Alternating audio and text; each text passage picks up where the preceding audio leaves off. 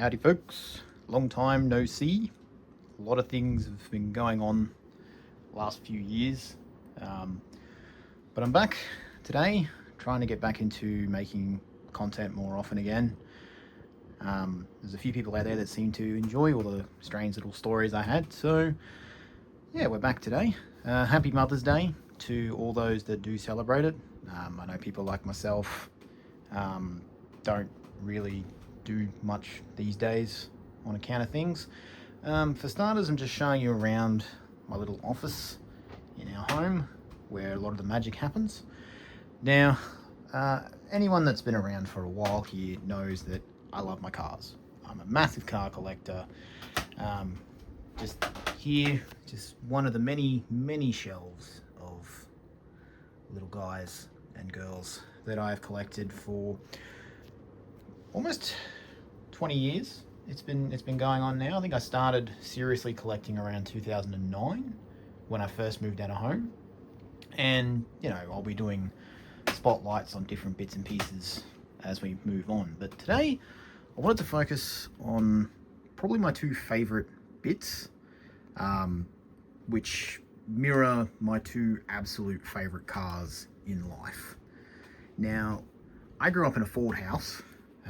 Don't at me. I used to be a diehard Ford boy, and then around 2010, shortly after Mum passed actually, I started leaning more into muscle cars in general. I became a big muscle car person. I owned a couple of Falcons at the time, which are, if you're from overseas, they're like a four-door mid-performance sedan that they sold here in Australia at one point. I had a couple, and I still kick myself I got rid of them. But as I leaned into muscle cars, I've always been drawn to more unique machines, cars that I didn't see much. And here in Australia in particular, a lot of the cars were Chevrolet and Ford, as you'd expect, Mustangs and Camaros and whatnot. But one car that I didn't see as much of was what they refer to as Mopar. Mopar is basically Dodge, Plymouth, Chrysler, Valiant in Australia as well. Valiant was essentially Chrysler's Australian branch, from what I remember. And, we see a lot of them around, but Dodge and Plymouth in particular, I've been really drawn towards. And since about 2010, I've leaned very much into Mopar. And what you see here is the majority of my Mopar collection. Got a couple of little signs up there as well. There's a 5-pack down the back there I didn't want to open because I didn't want to... Well, maybe I will open them because, I've opened just about everything else. There's a couple of old ones here from, I think, the 90s and early 2000s that I haven't opened, which I kind of want to avoid doing until I absolutely have to, potentially. So this is what I jokingly refer to as the Hemi-Sphere, or Hemi-Sphere. For those who aren't car people, Hemi is the type of V8 that a lot of these cars would have ran and do run back in the day. And even today, modern Dodge Chargers and Challengers also use them. In addition to my little collection here, there is also a couple of bigger 1 to 18 models. There's NASCARs and a couple of other ones over here as well. And if you haven't already guessed, out of all my Mopars, the car that started it, and the car that is one of my two dream cars is, if I can move this grey boy out of the way, this guy right here. This is what Plymouth referred to as the Roadrunner. It was essentially their performance muscle car in the market before the Barracuda / Cuda took over in the early 70s. This particular shape is the one that most Matchbox and Hot Wheels cars are. I'm trying to focus on it. I've picked this one out in particular because it is the closest to the light blue that I would ideally get one in if I was ever in a position. Admittedly, in my very early 20s, I was in a position at one point to be looking at a red Roadrunner down south. But life changes, things fell through. Given I was in my early 20s at the time, it's probably a good thing I didn't end up buying it anyway, because I would have made an idiot of myself, probably. But the Roadrunner was my go-to. It was a car that I fell in love with thanks to Need for Speed, although Need for Speed had the earlier car. It was the 69, I believe. And the 69 has a different front end, and the tail lights are also different on a 69. The 69 had more of a squarer tail light, which you can't really see on this car. The blue that I want to go for is more of this light blue that you see here. And we'll get to what this car is in a minute. Anyone who's a car person already knows what this is, but we'll get to it. So the Roadrunner is one of my two real life, all-time favorites. If anyone gave me a blank check and said, here you go buy anything you want, that is one of the two cars I would want. So you're probably wondering, if we go back here, you're probably wondering what those weird looking winged ones are. You're looking at all of these guys, all my Dodge Chargers. At the front here, we have a couple of Coronets, Dodge Coronets, Super Bs. Now, those I have a soft spot for, because I actually used to work with a lady. Her and her husband were big, and are still big, sort of old car people. I think they own a couple of Cadillacs nowadays, but she used to own one of these Coronets, but it was pink, and it was a factory pink. If you're not much of a car person, Dodge, Plymouth, Mopar in general, during the 60s and 70s had a very big range of just absolutely crazy colors. It was such a 60s era car, because they had blues, they had reds, oranges, green, purples, pinks. If we go over here, you can actually see some of the purples that they did as well. You know, you got bright yellow, white. There was just so many crazy colors. If we go back here, there's also a neon green Dodge Challenger, which we'll get to these guys in a moment as well. So early 60s, well, no, sorry, not early 60s, late 60s, NASCAR, which is America's main motorsport over there. Yeah, NASCAR had Ford, Chevrolet, Dodge, Plymouth. Now, and even though they sort of operated out of the same head office, I suppose, Dodge and Plymouth competed against one another, and primarily they would race the Dodge Chargers, which are these sort of guys you see here, these earlier Charger shapes. Now, come towards the late 60s, the primary car that they ran was either the Dodge Charger 500, which is what you see here, or my beloved Roadrunners, which had the earlier shape. The problem for Mopar come the late 60s was they were starting to get their asses kicked. Ford had brought out a new version of their Gran Torino called the Talladega. It was much more aerodynamic focused. It was one of the first cars you would see built more to compete in NASCAR. Back in those days, you actually still had to sell the car that you raced. It wasn't just a fiberglass body vaguely familiar to the road car that you see today. What they raced on the track, you theoretically could go and buy the weekend after you saw it race. And so, you know, the Talladega was one of the first muscle cars that they started messing with the aerodynamics in to give them an edge in NASCAR. And they did really, really well, much to the annoyance of Mopar. Richard Petty, who is a legend in NASCAR racing. He's won the title 7 times. He won, I believe, 200 races over the course of his career. And he raced just about everything from the early 60s through to the 90s, I believe. Very early 90s his last race was. If you've ever seen the movie Cars, the bright blue Dynaco car in that was a homage to him, hence the name King, which is his nickname, and he voiced it as well. Now we're getting to what that car's based off very shortly, but the reason I mention him is that Ford had been doing so well, Petty actually went and raced for Ford in the late 60s. He jumped ship after racing Plymouths for very many years. Even though he had some success with them, Ford were doing that well that they had enticed him over to that. And Dodge and Plymouth wanted him back. They also wanted to end Ford and Chevrolet's sort of edge over them. So, to get around the aerodynamics of the Talladega, Dodge and Plymouth brought out these two crazy looking cars. These are still a Dodge Charger and a Plymouth Roadrunner, but they are a high performance aerodynamic version, and I'm going to sit a normal Roadrunner beside it for comparison. And if I can get my Charger 500, I'll put him over here. Space is a very big premium around here.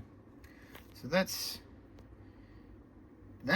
a Charger 500, and this is a Dodge Charger Daytona, named after the super speedway circuit in Florida, which traditionally starts the NASCAR season. They have a 500-mile race there every year. It's one of the biggest races in the world, and to win that, if you're watching in Australia, winning the Daytona 500 is essentially like winning the Bathurst 1000. It puts you on the map. It's one of the biggest races of the year. It's not even the longest race they do. I think they do a 600-mile race later in the year as well, somewhere else. But in addition to the Daytona, Plymouth also built the Superbird, Roadrunner Superbird. So these were both still sold as a Charger and a Roadrunner, but they had the Daytona and Superbird moniker as a addition. As you can see, they are a ridiculous aero package, and I think they had to build, from memory, 500 of each in order to compete. As I said, this was an era when production cars were raced. So you could actually go and buy one of these at a Dodge or Plymouth dealership the weekend after you saw them. These were the first NASCARs to hit 200 mile an hour, which is approximately 320 kilometers an hour. And this was in the late 60s. So you can imagine what it would have been like driving one of these massive muscle cars with a huge amount of horsepower for the day at 200 mile an hour, which is a speed that's impressive even today. They were nicknamed the Winged Warriors. There were slight differences between the two. I believe the Roadrunner had a slightly different front nose. The Daytona, I believe, also had a slightly different placement of the wing, and I think the wing was also a slightly different size. So visually they look very, very similar, but if you put them under a microscope, there are slight differences between the two. It worked. It worked very well. Richard Petty was convinced to come back to Plymouth, and he absolutely swept the season. I think it was 69 or 70. I'm admittedly not up to scratch with the older stuff, but it was either 1969 or 1970 that Petty absolutely swept the floor. The very first race that the Daytona was used at was at Talladega in, I believe, 1969, before they ran a full season the year after, I believe. The Talladega race was a bit of a controversial one, because if I remember correctly, it was actually the first race they raced at Talladega, which is in Tennessee, I believe. It was one of the very first super speedways they built, tracks where they could actually hit 200 miles an hour. I believe they only ran 3 Daytonas at that race, and one of them won, technically. Dodge, to make up the numbers, Dodge was also running a large number of their 500 Chargers, and one of these actually legitimately won the race. But according to most of the information I've seen on the internet, and managed to research, they made up a timing error to give the victory to the second placed Daytona, because Dodge obviously wanted their new car to be the winner. The victory didn't necessarily last too long. They ran one season, and NASCAR effectively banned the cars after that because they were just too crazy. The speeds were getting pretty crazy for back then. There were a lot of high-profile crashes. Chevy, I believe, was working on a Chevelle to combat these two cars, and Ford was working on a aero version of their Mercury Cyclone, which would have ended up looking very similar to these. It had a pointed nose, it had a big rear wing, and it would have had similar aerodynamic qualities. But they got banned, and they never went to race with them. So I have quite a few of these. I try to avoid duplicates in my collection, but I make an exception for my Mopar cars. They've got a special place in my heart. They're also quite hard to find compared to other models. So I try to snap them up every chance I get. So you'll see I've got a stack of my Roadrunners in the center here, including my blue one, which we're just going to put back. I do have to thank the Fast and Furious movies to an extent, because thanks to them, I've been able to find more Plymouth and Dodge cars to add. As you've probably noticed, I've got two of the grey Roadrunners, which Dominic Toretto used, I think, at the very end of Tokyo Drift. And then in the later movies, he had the bronze sort of coloured one that I showed you over there earlier. Yes, I do have his signature black Charger there as well. And we've got a few more Roadrunners up there in 1 to 43. There's the Plymouth GTX down there as well, the two GTXs. So after the Superbirds and Daytonas were banned, I'm just going to put these guys back here. So after they were sort of outlawed, Dodge and Plymouth went to a new shape.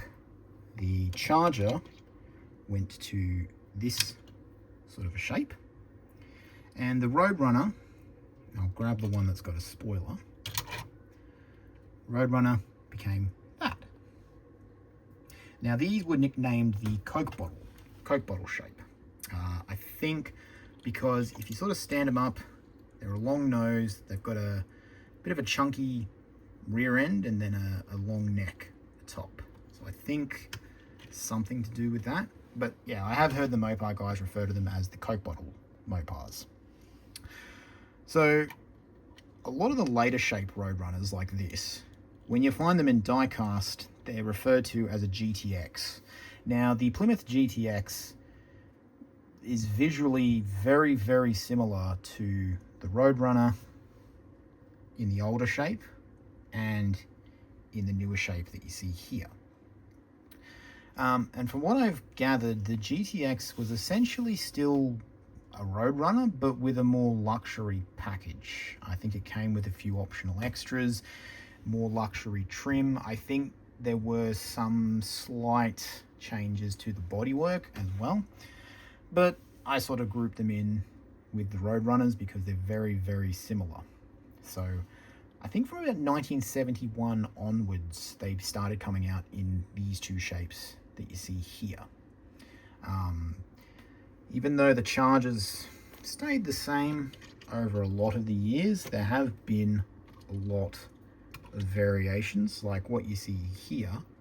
These couple of guys, they were one of the original Charger shapes from, I believe, 1966, I think they are. And then you got your later sort of like 68, 69 sort of shapes up there. There's even this little guy here, which was a special model built for the South American market, which again, slightly different shape. And I believe it's called the Brazilian Charger, which is pretty cool. My brother's wife's Brazilian, so I'm sure he'll be happy to know that she gets a little reference out of this. What you see in the center here, if I can get on top of the shelf, they're just a couple of GTXs, Roadrunners, Dodge Chargers, the Cuda. Now, in the late 60s, Plymouth ran a car called the Barracuda, which is what you see here. And I've only got a couple of them, and admittedly, I don't know a lot about them. I don't see much of them. I used to actually work with a guy in my old job that owned a Barracuda, which was pretty cool, although I believe he had the earlier shape, which, if we go over to my old Chargers, was similar to this. It had a big, long rear windscreen like that. And I believe they were early 60s. So from 71, when the Charger and Roadrunner went to their new shape, Dodge and Plymouth brought out a couple of new muscle cars for the what they call the pony car market. Pony cars being a bit smaller, like your Mustang, Camaro, and whatnot. What they came up with, and I'm going to get the brightest one here to get their attention, was the Challenger and the Cuda, which was essentially an abbreviated version of Barracuda. These guys, as you can see, like the Roadrunner and Charger, visually very, very similar.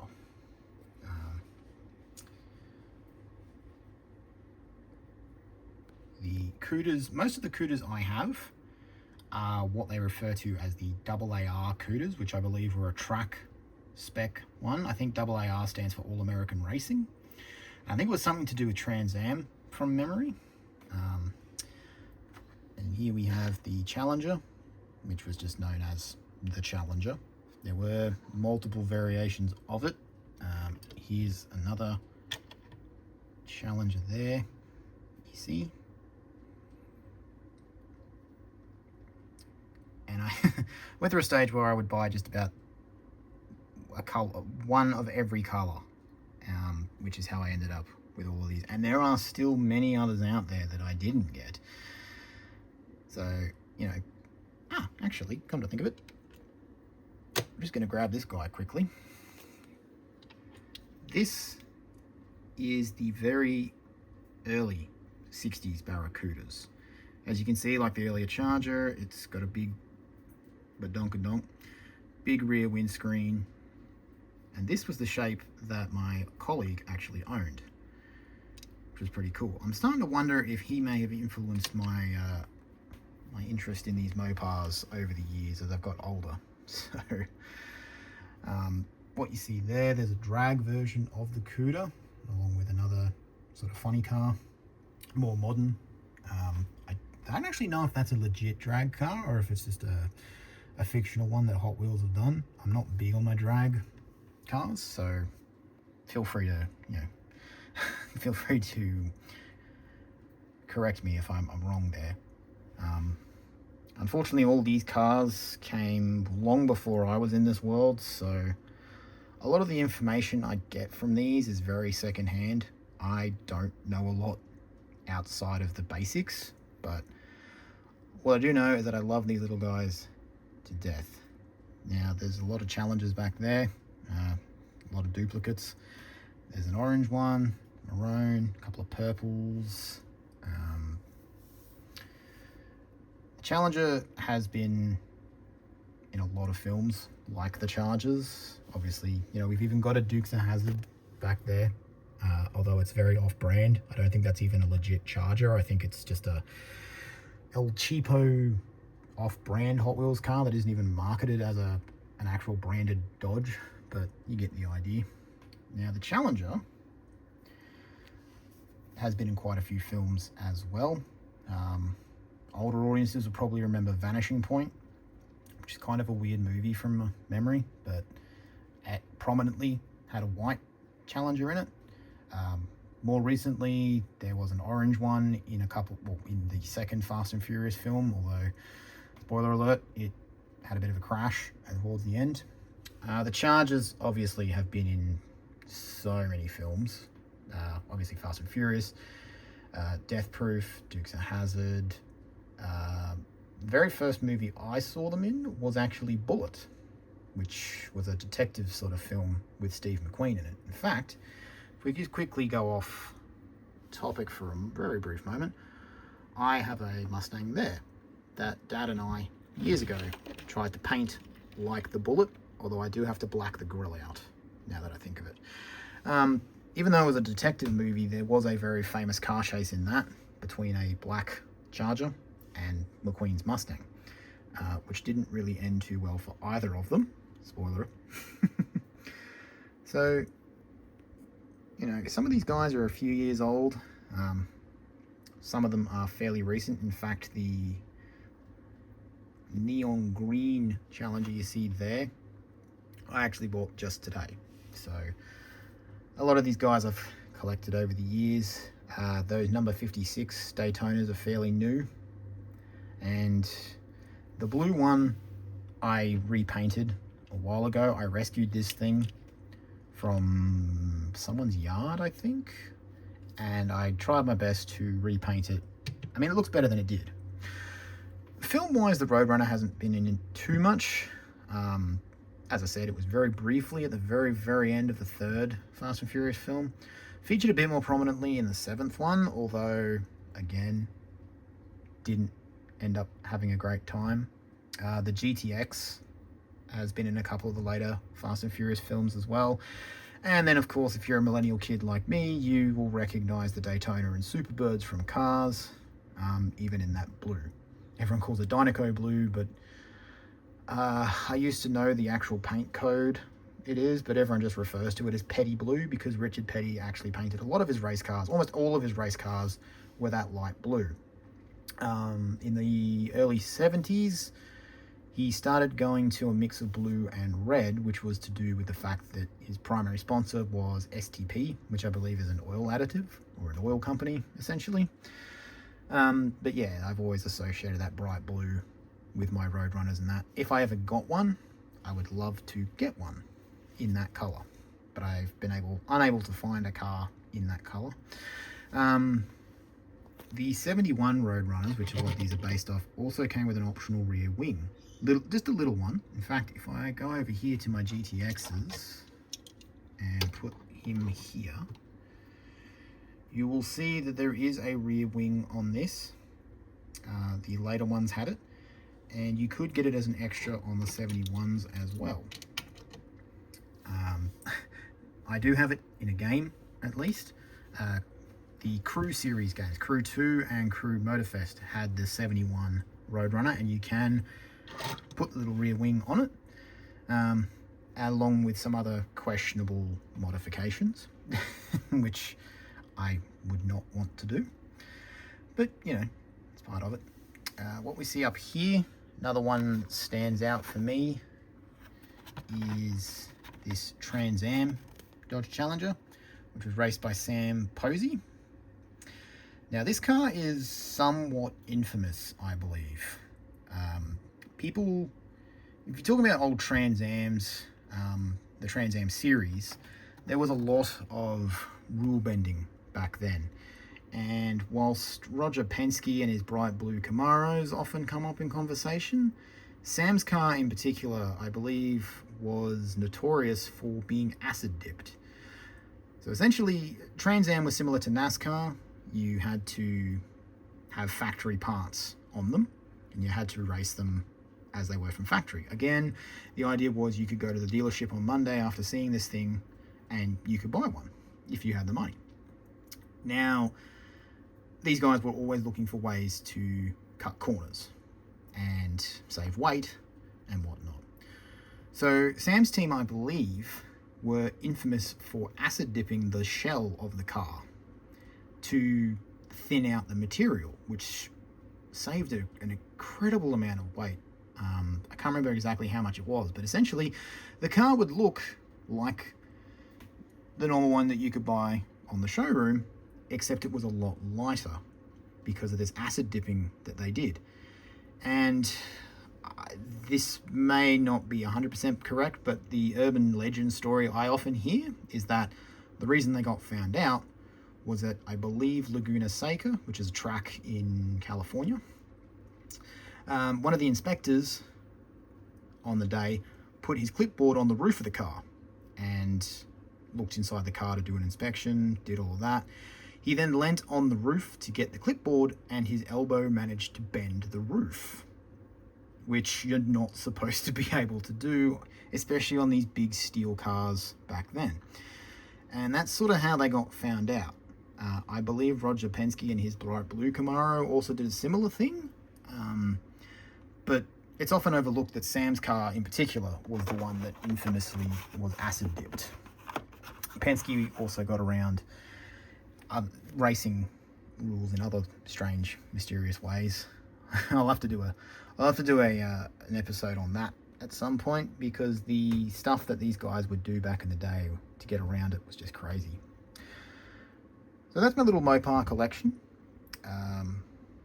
I might look at doing a second video on this shelf over here in particular, which does feature my other all-time favorite car if given a blank check. I did say at the start of this video that if I had a blank check, there were two cars I would get, one of them being one of my Road Runners, and the other one is on that shelf right there. And you'll probably be surprised by what it is, given I've just spent half an hour talking about muscle cars. So let me know what you think. I'm still getting used to filming again, so I apologize for the blurriness on this. You know, collections like this are just a way of healing over time. You know, a lot of stuff's been happening over the years. As I said, I took a long break from filming and talking about stuff. We're back here again, and you know, if you want to see more of this, let me know. Next weekend I'll probably try and do a video on the other shelf. And yeah, I hope you enjoyed having a quick look at some of my collection. I do have a large number of modern Mopars, like the Dodge Challenger from like 2008 onwards, the Dodge Charger, and I do have quite a few Dodge Vipers as well, but I don't know if I want to dig them out of storage. I don't know if they'll really fit the vibe.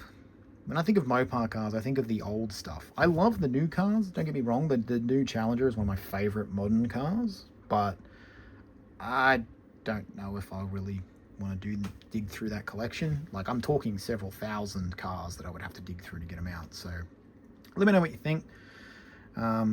Be gentle. I'm still getting back into doing all of this. So hope if you did stick around for the whole half an hour, thank you. I do appreciate it. I'm so happy that you took half an hour of your time to listen to a mid-30s man ramble about a bunch of classic old cars that he'll probably never get to own. But let me know what you think, and I will hopefully see you in the next episode.